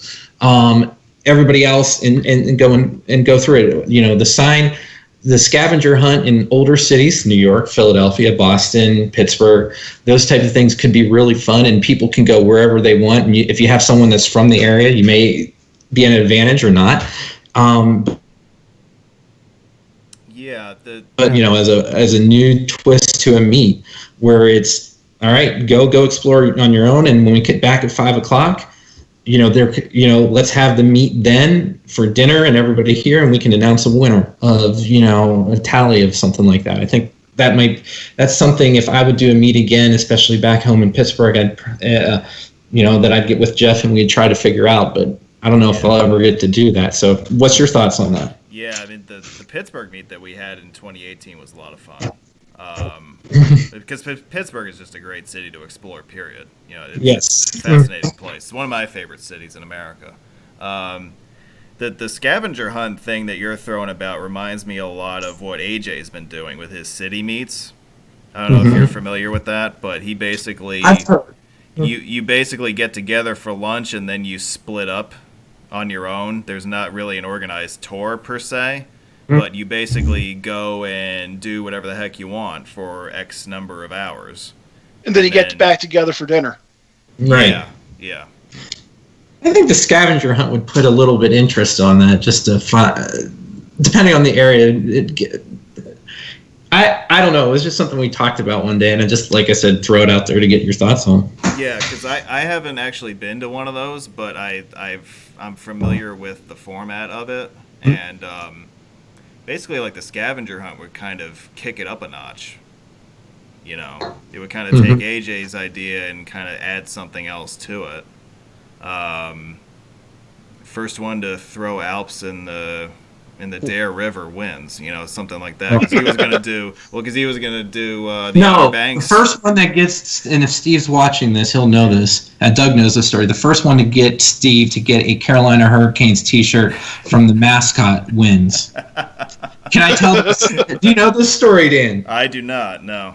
So, for years I had season tickets to the Hurricanes. That's actually how I met my wife. Doug's been down to a number of games. Steve's been down, a lot others, and we tailgate. I actually met my wife tailgating at a Hurricanes game. Oh, really? And we tailgate outside. There's a lot of known landmarks, including one called P Hill, because everyone goes down. Never mind.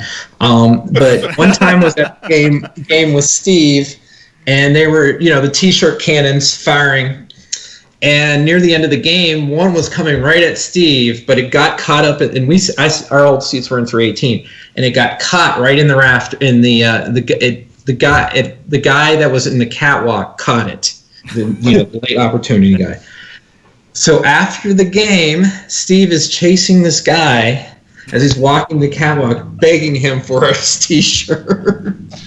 Well, I think he tries to do that every game. Yeah, and then I think the next time he was there, or he's been a couple times. One game, it landed one section over. He's like so close to it. He's met the mascot. The mascot was at our wedding, my wife and I's wedding. Steve was there. Yes, our wedding was a big to-do, and Steve was like begging Stormy, which was the mascot, for a T-shirt. So he has a curse on the Hurricanes, even though they made the playoffs last year, that they won't do until he won't root for them until he gets a T-shirt from them. Right, he does that. He does that for every team. But I think the one story that I really like is when I think it was one game we went to, and I think the Hurricanes may have been playing the Florida Panthers or something like that. Oh, yes. Jaromir Jagr was playing it, and basically we're all like, we're hurling insults about him being old, like Medicare, and like, you're old. But apparently I was wearing an Islanders shirt. Did you flee for the Pens? So the funny thing is, we're right near the face-off dot, and we're 2 rows back, and Doug's wearing his Islanders shirt. Steve's wearing his Rangers shirt. My buddy Joe's wearing a Pens jersey, and then there's me and Hurricanes. And the linesman says to them, literally goes, "What the hell is a Penguins, Rangers, and Islanders fans doing at a Hurricanes game?" And they all said, "We don't know either." And I know that someone had a question about the fatheads. Yes. Your fathead is I took a picture of. Yeah, that is a picture Adam took. The Reading Phillies. Reading Phillies game after the Philly meet in 2010. But what happened is, like, I would see, at college basketball games and watching TV, they'd have like fatheads like the coach or like the or like players or what have you, and I'm like, you know what? I'm like, I should get a fathead of myself. That would be so awesome. That's $30 I ever spent. So at my 40th birthday party, Doug came down, Steve's down, Billy Riddle's down, Chris Jordan's down, a number of them are over. And my friend Joe got me a fat head. His brother has a fat head. So right there's a picture of a road meet type picture of everyone at the tailgate with 3 different fat heads. And we have it as people's driving by. Doug's fat head's there on the 25-mile-an-hour signs, Doug's fat head and different things like that. So we've known each other a long time on that, and where a lot of it is based of chat and the road meets. But I mean, some of the stories and like the flea, Doug wasn't there, but flea market Montgomery was like an internet fad back in 2009, and if you look it up online, the guy Sammy Stevens, he's saying living room, bedrooms, dinettes. It was a big deal. Oh yes. So, and so went down for a hockey game in Atlanta. Brian LeBlanc, Joe Babick, and I, and then Billy drove down, and we met Sammy Stevens, the guy behind Flea Market Montgomery, and it was like MTR was like a big deal. People were like, there was some arguments about it and things like that, but we were making a big deal about it, us from Gribble Nation, and we actually met him and have a video and all that kind of stuff, and that was just like, I joked saying that's the peak Gribble Nation because we stopped doing a lot of updates from there, but we try to have a lot of fun on our trips. When Doug has the ability to find the most absurd things on trips. The Happy Mattress. The Happy Mattress. When I'm moving to Albany, there's this mattress somewhere in Maryland. There's a guy wearing a mattress for this mattress store in Maryland, dancing around, jumping, spinning his mattress. There's the 2-story Wendy's in Syracuse with the blow-up Wendy's. There was also the girls who dressed up as Wendy in Bennington. Yes, that we. Circling back to the fathead for a minute. I know AJ had this question, like how I got the fathead on the South Carolina side. So after that trip to North Carolina for Adam's 40th birthday party, I spent a few days, I headed down to South Carolina so I could, clinch the rest of the counties that I needed in South Carolina. And I'm driving down US 1, the state line. I'm like, I have this fathead. I'm like, because I was actually posting basically the different state lines I was passing through. I was actually putting my fathead next to the state line signs. So I go there, and at the time, the sign said, like, smiling faces, beautiful places. The fathead isn't smiling, it's kind of smirking. But, I stop, at the sign, and I'm like, I wonder how I can put this on. I noticed that there were actually, like, two bolts that I could actually rest the fathead on, and it just happened to be right in the circle there. So people are driving by, and they're like, oh, I'm in South Carolina. Like, what's that? Like, what did I just see? Is that some person's head? And he's not smiling. He must not have gotten his vaccinations or something like that. Oh yes, the South Carolina vaccinations. I'm going to South Carolina. Did you get your vaccinations?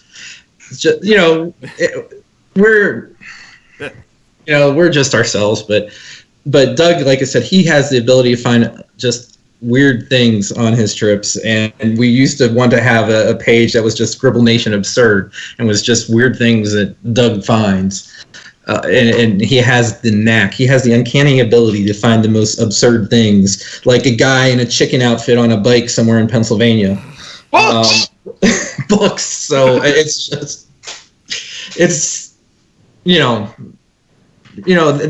and we try to convey that. We really do try to convey that, whether it's in our posts on our website or even on the Facebook page. We try to convey that, and hopefully we're successful at it. Sounds like Doug puts the sure why not in sure why not. Sure, why not now? No, yeah, kind of. We both do. I think we all do. That's really the motto. Where it started was, hey, do you want to go here? Sure, why not? Or, hey, I got these photos. Can you do something with them? Sure, why not? And that's just how that started. And then, it's gone from there. Yeah. So, you guys have been in the hobby, and I have one last thing I want to ask you guys. You guys have been in this hobby for what feels like an eternity, I'm sure. Been active since the 90s. You've had your websites, you've had your forum contributions, you've had your site contributions, you've been to meets, you've done all that other stuff. Done it for what, 20 years? Roughly 25 years in some cases. I gotta wonder. I gotta ask you guys, because you guys have been doing this a lot longer than I have. Can you imagine a life without the hobby? No. No, and the reason why I say no, it's the people I've met along the way. Basically the friends I've made. And Rhodes is something that's brought us all together. Even though we like Rhodes more as a friend, that's a Jeff Kitsko one. But no, I don't think. Because once some people said we had someone once commented to me, this is just like just some fun time for you and your friends. Rhodes is my life, and it's like, no, well, that's good for you, but to answer your question is no. Probably would still be doing it, and just who knows, maybe not as much, and maybe not have all the different opportunities I've had or chances to explore if I didn't have it. If the hobby wasn't in place, I think I've probably traveled more than I would have if it wasn't for the hobby. For me, I mean, I've been pretty much doing this ever since I was an adult. I couldn't see myself not wanting to travel, not wanting to see new things. And I did this stuff with my dad too. So it's been something I've been doing my entire life. I just could not picture ever giving up this hobby. It's really come to define you guys in a lot of ways. Yeah. It has, yes. Whether you want it to or not. Yeah, it has. I mean, my wife has been very supportive of it. She likes to joke that herself, Adam Froelig's wife, Brian LeBlanc's wife, and Billy Riddle's wife should have a show called The Real Housewives of Road Geeking. Basically, because she knows them. And Chris Allen's wife. So, yeah, we're Road Geek wives. But yeah, it's been a lot of fun. Yeah, I have some friends that I basically have I've been friends with in college, and they know that I do a lot of road geeking, and they're like, and they just don't think it's odd. They're like, okay, that's just what Doug does on his spare time. Yeah, coworkers and friends, people I used to work with that are regular followers of our site or different sites and everything now, and ask, what are you going to work on next and things like that. But yeah. And even my wife travels quite a bit. She's not necessarily into roads per se, but she's been incredibly supportive as far as the hobby, because I think ultimately we're interested in going places, so there's a lot of commonality. For me, like some of her friends were like, why is Tom driving some crazy mountain road by himself? I got used to it pretty quick. Yeah. I will wrap this up. I thank you guys for doing this. I think there was one last question. Yeah, there is one, that Laura had. Yeah, we did get one last live chat question that I want to get in real quick, and it's addressed to Adam. Yes. As a new parent, this is Laura talking. As a new parent, I love all the posts about traveling as a family.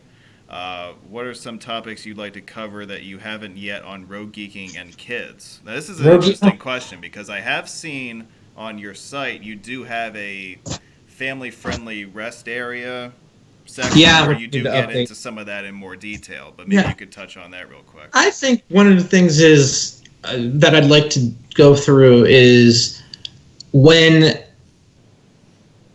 I think one of the things I would love to answer Laura's question is when the kids, for example, we were headed to St. Louis and we were going to drive to Kentucky, and they were cranky and you couldn't go any further. So we looked up and we found, hey, there's a kids museum in Charleston, West Virginia. So we stopped there. It wasn't planned.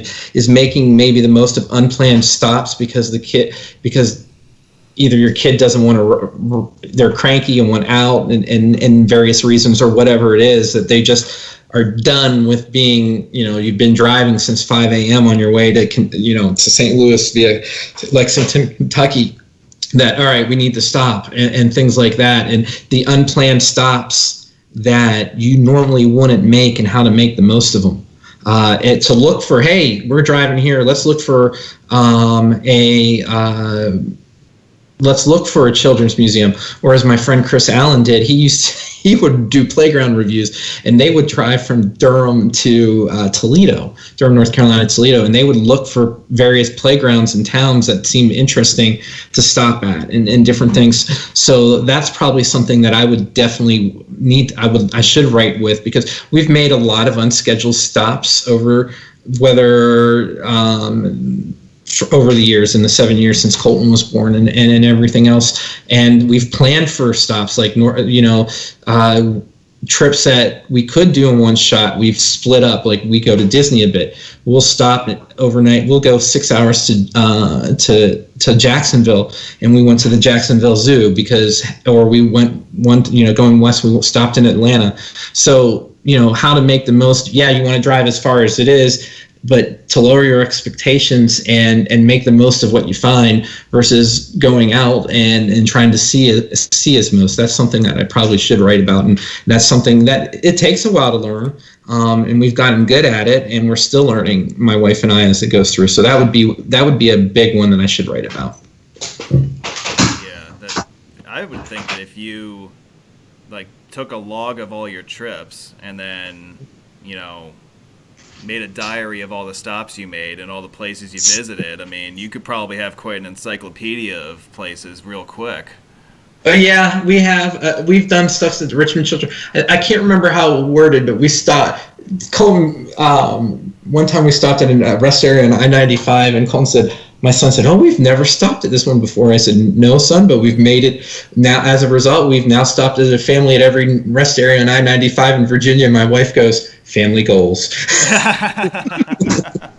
So, my wife is very good with the hobby, and she's supportive. She when trip ideas, she gets me books and different things. But yeah, we've stopped at a lot of places. There's places that I probably wish I could have reviewed, to your point, Dan, that we've stopped at that I just haven't. But those would be two things: places to stop on various trips, and then also how to kind of predict that and be flexible when your kids demand you to be flexible. Yeah, because a thing or two about having to be flexible. Yeah, we are with especially with our oldest. And I think that's a big thing, because if you think about it, a lot of the folks in the hobby are single and or not have kids. But that would be me. Right? Yep. But it's fun, and the kids friendly rest area is my son, who remembers everything. If he knows that we're going through Maryland and we're going to be on I-70, he wants us to stop at the one rest area that has playgrounds in it, because he loves that playground. So it's just silly things like that. And then even here in New York, Dan's probably noticed, like some of the welcome centers that they're building, basically in the different parts of the state, like the one across from the new Baltimore rest area, for instance, they're building them with playgrounds, and basically themed playgrounds as well. Yeah. I mean, at the one in Maryland that we stop at when we would go that route all the time on I-70, and it's the one right before, that's between Hagerstown and Frederick. As you climb or get ready to go down the mountain, I'm sorry, I don't remember it off the top of my head, but anyway, Laura, if she's still listening, she knows exactly which one. We have been there for 45 minutes while they play at the playground. and they're having fun, and that's all that matters. And if we get to our destination 2 hours late, or we don't stop at somewhere that we wanted to stop at, so be it. And that's probably the biggest thing. You learn how to slow things down a bit. Yes. You know, when it's just you, you can go as fast as you want. You can see as much as you want, but it's definitely a different kind of travel when you have to factor other things in mind. I'll say it that way. Yes, very much. But I think I just gave Adam something that he can work on for a long time to come with that idea. Yes. And folks, I think we're just about out of time. But I really want to thank you, Adam, for coming on and teaching us a little bit about what you've been doing. Tom, it's great to meet you finally. I know not in person yet, but I'm sure we'll get there at some point. And Doug? Yes. I'll see you around. Yep. Hopefully we'll be able to collaborate on some things in person sooner rather than later. Yeah, well, probably sooner, right? Because I know you and I have got some ideas for some stuff later this year. But yeah, hopefully we can get some stuff together. And folks, I really want to thank you guys for tuning in tonight. It was a great pleasure to bring these guys to you. I had a lot of fun. Thank you. Yeah, and it was great to introduce my audience to you folks and tell all of them a little bit about what you guys do with the hobby and what you guys have contributed over the years. So with that, I'm going to say thank you very much to the folks of GribbleNation.org. Check out their website. Check them out on Facebook. Check them out on Instagram. They've always got a lot of interesting content and a lot of new stuff coming out. So if you like reading about roads, definitely give them a look. Thank you for having us. It was great to share our stories. Yes, enjoyed it. It's definitely been good being on. Yeah, well, great having you on. And folks, a little bit of a programming note before we sign off. We will once again be kicking off another week of afternoon live drives. The cycle begins all over again tomorrow with Monday to Friday afternoon commutes. And we'll have, before you know it, another weekend full of live, unscripted material with your favorite road enthusiasts. So, until then, until tomorrow afternoon, this is Roadway Wiz signing off. Thank you all very much for watching, and we'll see you next time. Bye-bye.